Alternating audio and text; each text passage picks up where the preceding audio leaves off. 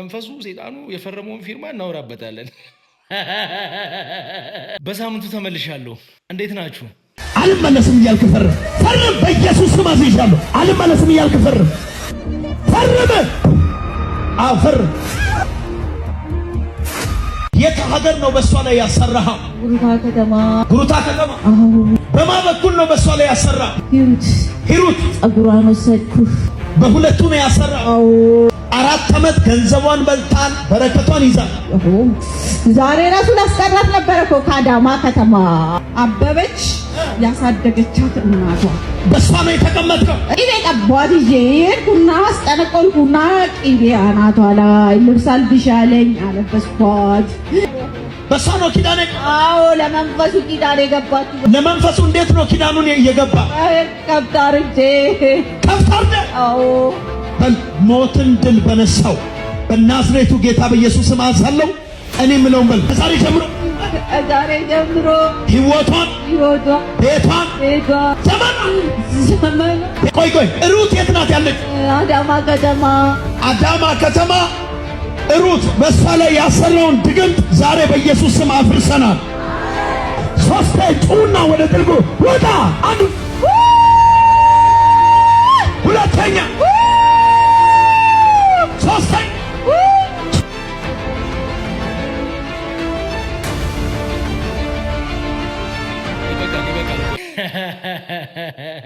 ቆይ አንዳንድ ነገሮችን እናንሳ። የመጀመሪያው አንድ ነገር አሳያችኋለሁ። በመሃል ያየሁትን ነገር አንድ ነገር አሳያችኋለሁ። ግን ከዛ በፊት ግን 2 ነገር ተሳስተዋል እነዚህ ሰዎች። የመጀመሪያው ሂሩት የምትባል ሴት እንዳሰራችባት ስትናገር ነበር። መንፈስ አለብኝ የምትለዋ ሴት መንፈሱ ሰይጣኑ የፈረመውን ፊርማ እናወራበታለን። ስለሱ እናወራለን። ግን ከዛ በፊት ግን መጨረሻ ላይ ግን የተናገረው ያሰራችባት ሴትዮ ሩት የምትባል ሩት ናት አለ። እሷ ሂሩት ናት ትላለች፣ እሱ ደግሞ ሩት ናት ይላልና አይ ቲንክ እንደ ወንድ አድርጎ ነው ጭምር የጠራት ሩት የምትባለው ሴትዮ።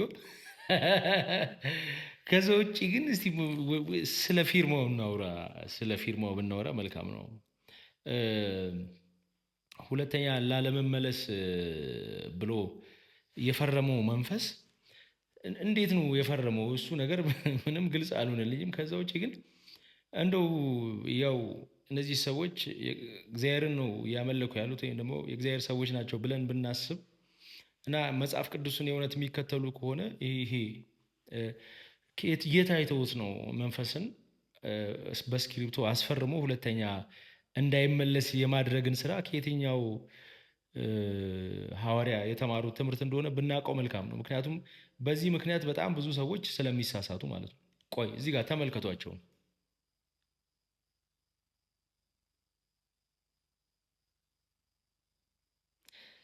አሁን ሁለቱ ሴትዮዋን የያዙት ሰዎች ራሱ ግራ ተጋብቷል። ምን እየተከናወነ እንደሆነ እርስ በርስ ይተያያሉ ማለት ነው።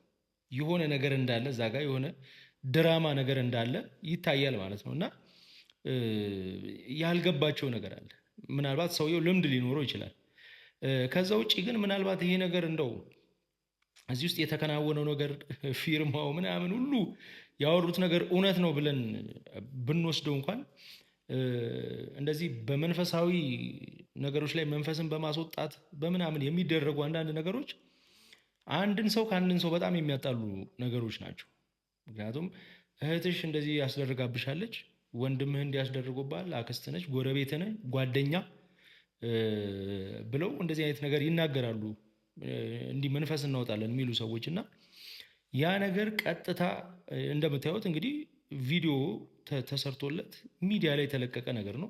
ስለዚህ የእውነት ከሆነ ነገር እቺ ሴትዮ ቀጥታ ሄዳ እቺ ሩት ከተባለችው የእውነት ካለች እቺ ሴት ወይም ደግሞ ሂሩት የምትባለው ግራ ስላጋቡን እኛንም በሁለቱም እንጥራቸው፣ ቀጥታ ከዚህ ሰው ጋር ሄዳ የምትጣለው የሆነ ሰው ጓደኛን ያስደረገብህ ሲባል ቀጥታ ያን ሰውዬ እኮ ሄዶ ሊገለውላ ይችላል። ምክንያቱም እውነት ከሆነ እንኳን ሰውዬ ብዙ ነገር በዚህ ሰውዬ ምክንያት ተሰቃይቷል እና እንደው መንፈስ ካለባቸው ራሱ ሰዎች ሲመጡ መንፈሱን መሸኘት እንጂ እንደዚህ ተደርጎብሃል እንዲህ የሚባለው ነገር ምንም ጥቅም የሌለው ለድራማ የሚሰራ ወይም ደግሞ ሌሎች ሰዎች ያ ሰው የእግዚአብሔር ሰው ነው መንፈስን ያወጣል የሚል እሳቤ ኖሮት እዛ ቦታ ላይ እንዲመጣ የምታደርጉት ነገር ነውና እዛ ውስጥ ላላችሁ ሰዎች እንዲህ አይነት ቦታም ለምትሄዱ ሰዎች በየትኛውም ሃይማኖት ብትሆኑ አስተውሉ።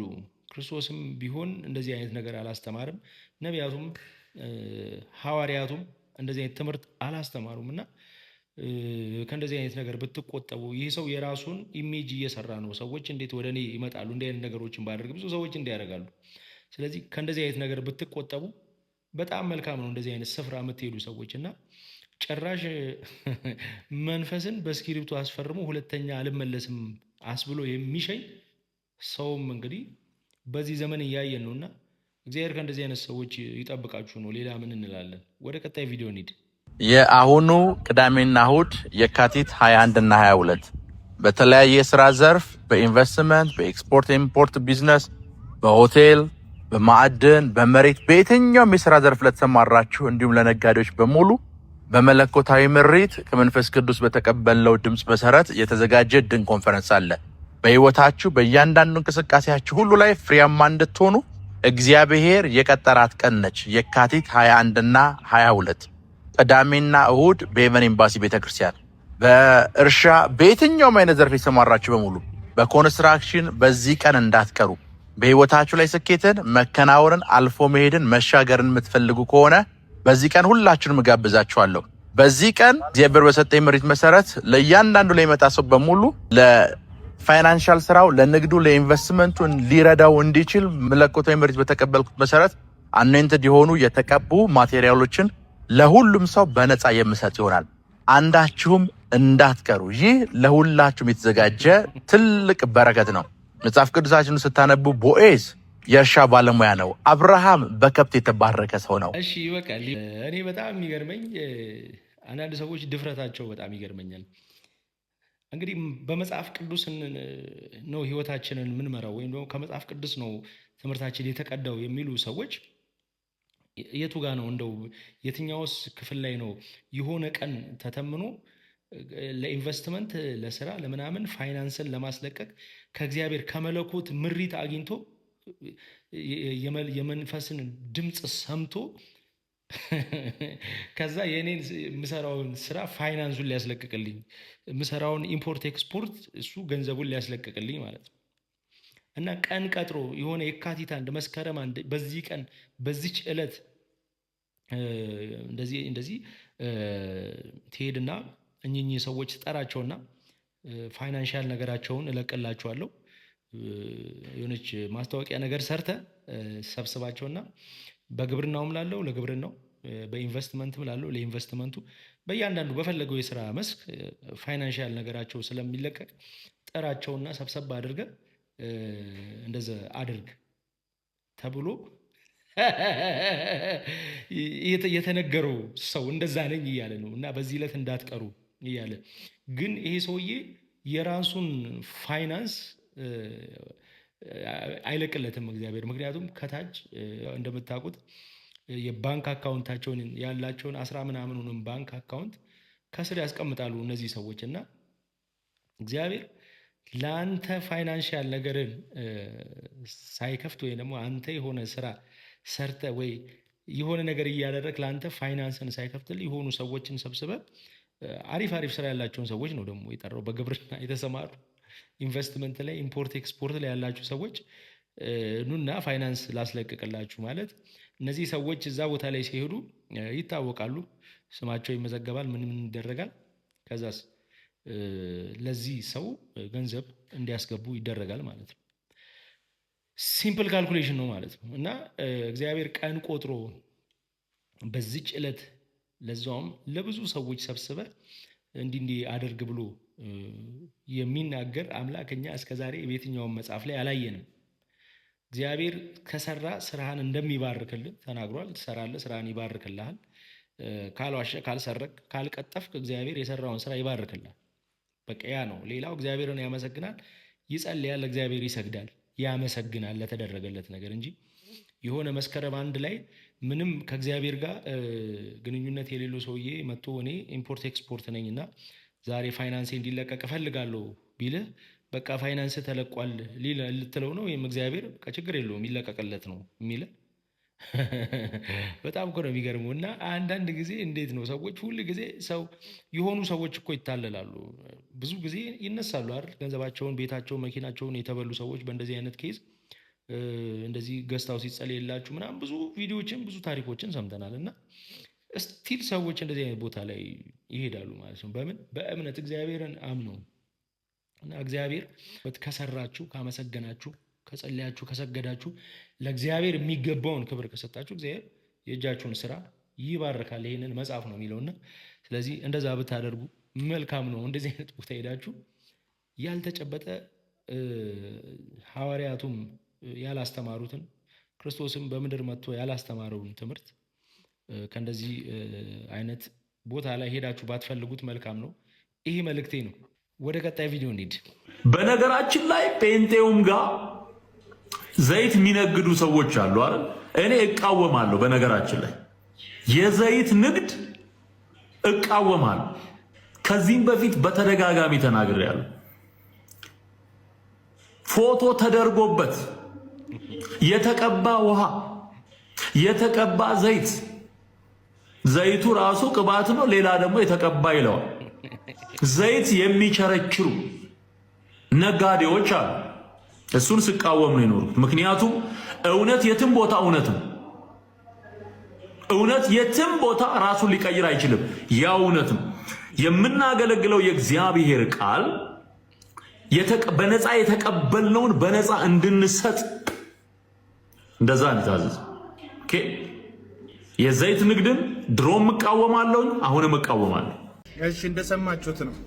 ትዝታው ሳሙኤል በነገራችን ላይ በፕሮቴስታንት መካከል ስላለው አመጽ ስላለው ነውር የማውራት ምንም አይነት ሞራል የሌለው ሰው ነው። ምክንያቱ ደግሞ ምንድነው ስትሉ ራሱ ከሚያወራው ከዘይትና ከጨው ነጋዴዎቹ ጋር አብሮ ስለሚሰራ ማለት ነው። ይህን ቪዲዮ ተመልከቱት። ከማን ጋር እንዳለ ተመልክታችሁታል። ከማን ጋር ቁጭ ብሎ እንደሚያወራ። በነገራችን ላይ ትዝታው ሳሙኤል አገር ውስጥ ለሁለተኛ ጊዜ መጥቶ በየቦታው በተለይ ደቡብ አካባቢ ላይ ወንጌል ለአገልግሎት በሚል ሰበብ እያዘጋጃቸው ያላቸው ፕሮግራሞች ላይ ኦር ለመድረስ እንሩጥ በሚል ሰበብ ቪዲዮታችን እንዳስቀመጥኩላችሁ ከብዙ ምስኪን ሰዎች የቲሸርት ንግድ ውስጥ የገባ ብዙ ባለሀብቶችን ደግሞ ኮንፈረንስ በማድረግ ሰበብ ገንዘብ እየተቀበለ ኪሱን እያደለበ ያለበት ሁኔታ ነው ያለው። ስለ ዘይት ነጋዴዎች በድፍረት ለማውራት ይሞክራል። ዞሮ ዞሮ ግን ዘይቴ ይፈውሳል እያለ ለምስኪኖች ዘይቱን የሚሸጠው ሐሰተኛው ነቢይ እዩ ጩፋ ጋር በመሆን ደግሞ ህብረት ሲያደርግ ትመለከቱታላችሁ። ንግግርና ህይወት ሲጋጭ ማለት እንደዚህ ነው። አንተ ድፍረቱ ያለህ ወደ ውጪ ስለ ኦርቶዶክሶች እንደዚህ ነው እንደዛ ነው እንደዛ ነው ብለ የማውራት ድፍረት ነው ያለ። ለምን እዛ ስለተሸኘና ስለተባረክ ስለ ኦርቶዶክስ በሩቅ ሆነ ታወራለህ፣ ትናገራለህ። ፕሮቴስታንት ቤት ሆኖ ለኦርቶዶክስ ቤተ እምነት ጥላቻ ያላቸውን ሰዎች ታስደስታቸዋለህ። በተረፈ ግን የጽድቅ አቋም የእውነት አቋም ለእግዚአብሔር ቃል መወገን ኖሮ በፕሮቴስታንት መካከል ስላሉት ስለ ሐሰተኞቹ የማውራት ኢምንት ሞራልም ኢምንት ድፍረትም ህይወቱም የለህም። ምክንያቱም አንተም ከነሱ መካከል እንደ አንዱ ነህ። አውቃለሁ ዩቲዩብ ላይ እና ፌስቡክ ላይ ጻድቅ መጫወት ይቻላል። መሬት ላይ ሲወርድ ግን የገንዘብ ፍቅር ሰዎችን ይፈትናል። ለዛም ነው አንተ በክሩሴድ እና በኮንፈረንስ ሰበብ ለሰዎች እንሩጥ እያልክ ከመንፈሳዊ ዓላማ ውጪ የሆነ ጉዳይ ቲሸርት ንግድ ውስጥ የገባከው። ራሳቸው የሚናገሩትን የማይኖሩ ወደ ሰው ቤተ እምነት ጥላቻን የሚወረውሩ ለወንጌል ሳይሆን ለኪሳቸው ካደሩ እንደ ትዝታው ሳሙኤል አይነት ከሆኑ ሰዎች እንድትቆጠቡ ነው ይህንን ቪዲዮ የሰራሁት። ይመቻችሁ። አዎ እውነት ነው። አሁን አቤላን እኔ ላመሰግነው እወዳለሁ እዚህ ጋር፣ ምክንያቱም መልካም ነገሮችን ተናግሯል። አንደኛ የሆነ ሰው ዘይት መሸጡን እየተቃወም ከአንተ እዚህ ጋር ጨውና ሽንኩርት የምሸጥ ከሆነ ይፈውሳል እያልክ አልሸሹም፣ ዞር አሉ፣ እዛው ነህ። ትዝታው ደግሞ እሱም እንደተናገረው እንደምታውቁት ወደ ደቡብ አካባቢ ቲሸርቶች እንግዲህ ሲሸበችብ ነበረ ማለት ነው፣ ለሰዎች እንሩጥ ምናምን እያለ እና አቤል እዚህ ጋር ቁልጭ አድርጎ የተናገረው ነገር ያንን ነው። ግን አቤል ከተናገራቸው ነገሮች ውስጥ በጣም አጽንኦት መስጠት የምፈልገው አንደኛ ኦርቶዶክስ ቤተክርስቲያን ውስጥ ባጠፋው ጥፋት በተለያየ ምክንያት በመባረሩ ምክንያት ኦርቶዶክስ ቤት ላይ በጣም ብዙ ጥላቻዎችን በሚዲያ ይነዛል። ከዛ ደግሞ ለኦርቶዶክስ ቤተክርስቲያን ጥላቻ ያላቸው እሱን የሚመስሉ ሰዎችን ደግሞ ይደግፋል። ምክንያቱም እዩ ጩፋ እንደምታውቁት የሆነች አይዶን ነው አሁን ይኑር አይኑር ግን የሆነ ዘይት ይሸጥ ነበር። የእሱ ፎቶ ያለበት እቃ የተቀባ ዘይት እውነት ትዝታው ራሱ እንዳለው ዘይቱ ራሱ ቅባት ነው። ጭራሽ የተቀባ ዘይት ይሸጥ ነበረ ብቻ እና ብዙ ሰዎች አንዳንድ ሰዎች ደግሞ ምን የገዢነት በትር ምናምን እያሉ ሲያደርጉ አይቼ አውቃለሁ። እና ያው ትዝታውም ከዛ አልተለየም ማለት ነው።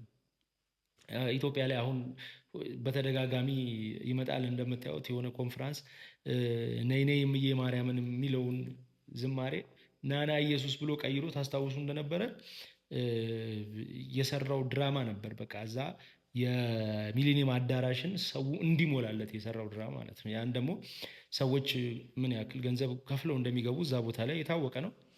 እና ያንን ለማድረግ ገንዘብ ለማግኘት ምንም ያደርጋል ማለት ነው ትዝታው። እና እዚህም አቤልም እንደተናገረው ፌስቡክ ላይ ሶሻል ሚዲያ ላይ በአጠቃላይ ጻድቅ ጻድቅ መጫወት ቀላል ነው፣ ወደ መሬት ሲወርድ ነው ነገሩ ከባድ እንዳለው ትዝታው እንደምታውቁት ነው። በጣም ኦርቶዶክስ ቤተክርስቲያንን በቃ 24 ሰዓት ሚዲያ ላይ ሲሰድብ የሚውል ሰው ነው። እና ይህ ሰው ደግሞ የሆነ ቸርች ውስጥ ሄዶ ልክ እንደ ንጹህ ሰው በቃ ምድር ላይ ሌሎች ሰዎችን በጣም እየገፋ በጣም እየሰደብክ እዛ ጋር የሆነ ቸርች ላይ ቆመ ደግሞ ለሰዎች እንደ ጻድቅ ሆነ መታየት በራሱ ምን አይነት አእምሮ ሰዎች ኖሮት እንደሚሰሙት አላውቅም። እና እሱን የምትሰሙ ሰዎች ጭምር እንግዲህ ለእናንተ መልእክቴ ምንድን ነው? አቤል እንዳለው ከእንደዚህ አይነት ሰዎች ተጠንቀቁ ነው። ሌላ ምን እንላለን? የዛሬ ቪዲዮቼ እንግዲህ እኚህን ይመስሉ ነበረ። ሰብስክራይብ ማድረጋችሁን፣ ቪዲዮን ደግሞ ላይክ ማድረጋችሁን፣ ሼር ማድረጋችሁን እንዳትረሱ። ሳምንት እስክንገናኝ ሰላም።